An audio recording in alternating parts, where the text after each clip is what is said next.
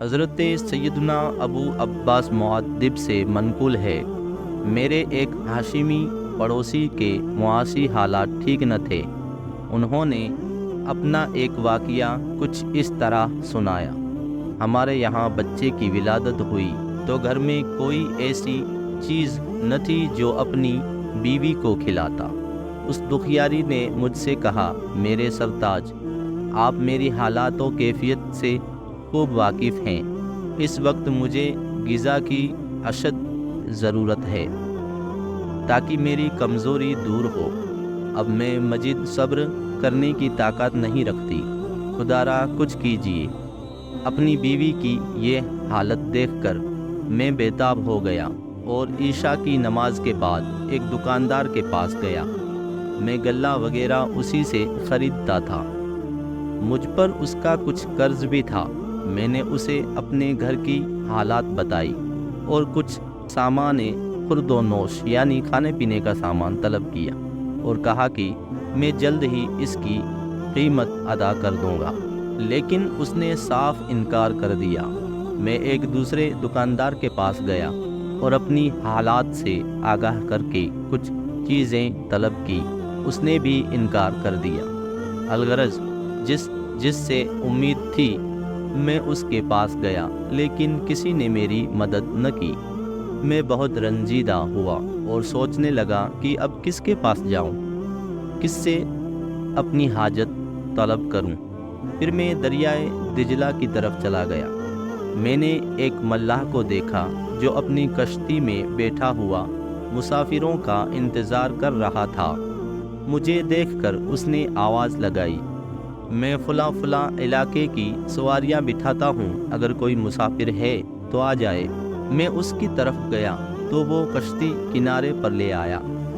میں کشتی میں سوار ہوا اور ہماری کشتی دریائے دجلہ کا سینہ چیرتی ہوئی آگے بڑھنے لگی۔ ملاح نے مجھ سے پوچھا، تم کہاں جانا چاہتے ہو؟ میں نے کہا، کچھ معلوم نہیں۔ ملاح نے متعجب ہو کر کہا، تجھ جیسا عجیب شخص میں نے نہیں دیکھا۔ تم اتنی رات گئے میرے ساتھ کشتی میں بیٹھے ہو اور تمہیں معلوم ہی نہیں کہ کہاں جانا ہے۔ ملاح کی یہ بات سن کر میں نے اسے اپنے حالات سے آگاہ کیا تو وہ ہمدردانہ لہجے میں بولا، میرے بھائی غم نہ کرو، میں فلاں علاقے میں رہتا ہوں، جہاں تک ہو سکا میں تمہاری پریشانی حل کرنے کی کوشش کروں گا۔ پھر اس نے ایک جگہ کشتی روکی اور مجھے دریائے دجلہ کے کنارے واقع ایک مسجد میں لے گیا اور کہا، میرے بھائی، اس مسجد میں حضرت سیدنا معروف کرخی دن رات عبادت میں مشغول رہتے ہیں۔ تم وضو کر کے مسجد میں چلے جاؤ اور اللہ کے اس نیک بندے سے دعا کراؤ، ضرور کوئی راہ نکل آئے گی۔ میں وضو کر کے مسجد میں داخل ہوا تو دیکھا کہ حضرت سیدنا معروف کرخی محراب میں نماز ادا فرما رہے ہیں۔ میں نے بھی 2 رکعت ادا کی اور سلام کر کے آپ کے قریب بیٹھ گیا۔ فراغت کے بعد آپ نے سلام کا جواب دیا اور کہا، اللہ تم پر رحم فرمائے، تم کون ہو؟ میں نے اپنا واقعہ کہہ سنایا۔ آپ نے بڑی توجہ سے میری بات سنی، پھر نماز کے لیے کھڑے ہو گئے۔ باہر موسم خراب ہونے لگا، بارش زور پکڑتی جا رہی تھی۔ میں بہت گھبرایا اور سوچنے لگا کہ میں اپنے گھر سے کتنا دور آ گیا ہوں۔ بارش بڑھتی ہی جا رہی ہے، نہ جانے گھر والے کس حال میں ہوں گے۔ میں اس شدید بارش میں اپنے گھر کیسے پہنچوں گا؟ میں انہی خیالات میں گم تھا کہ اچانک مسجد سے باہر کسی جانور کی آواز سنائی دی۔ ایک سوار اپنی سواری سے اتر کر مسجد میں داخل ہوا اور حضرت سیدنا معروف کرخی کے قریب آ کر بیٹھ گیا۔ آپ نے نماز سے فراغت کے بعد اس سے پوچھا، اللہ تم پر رحم کرے، تم کون ہو؟ اس نے کہا، حضور میں فلاں شخص کا قاصد ہوں، انہوں نے آپ کو سلام بھیجا ہے اور کہا ہے کہ میں چادر اوڑھ کر سو رہا تھا۔ میں نے اپنے آپ کو اچھی حالت میں دیکھا اور اپنے اوپر ایسی رحمت کی برسات دیکھی ہے کہ اس پر اللہ کا جتنا شکر ادا کیا جائے کم ہے۔ میں آپ کی بارگاہ میں کچھ نذرانہ پیش کر رہا ہوں، اسے قبول فرما کر مجھ پر احسان فرمائیں۔ آپ جسے مستحق پائیں اسے یہ رقم عطا فرما دیں۔ قاصد کا پیغام سن کر آپ نے فرمایا یہ ساری رقم اس ہاشمی شہزادے کی خدمت میں پیش کر دو۔ قاصد نے کہا حضور یہ 500 دینار ہیں۔ فرمایا ہاں یہ سب اسے دے دو۔ قاصد نے ساری رقم مجھے دے دی۔ میں نے تمام رقم اپنی چادر میں رکھی، حضرت سیدنا معروف کرکی کا شکریہ ادا کیا اور اسی وقت گھر کی طرف چل دیا۔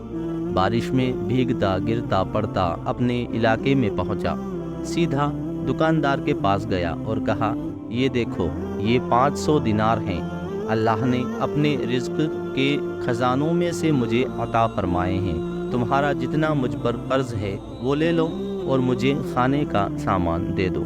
دکاندار نے کہا کل تک یہ رقم اپنے پاس ہی رکھو، جو چیزیں تمہیں چاہیے وہ لے جاؤ۔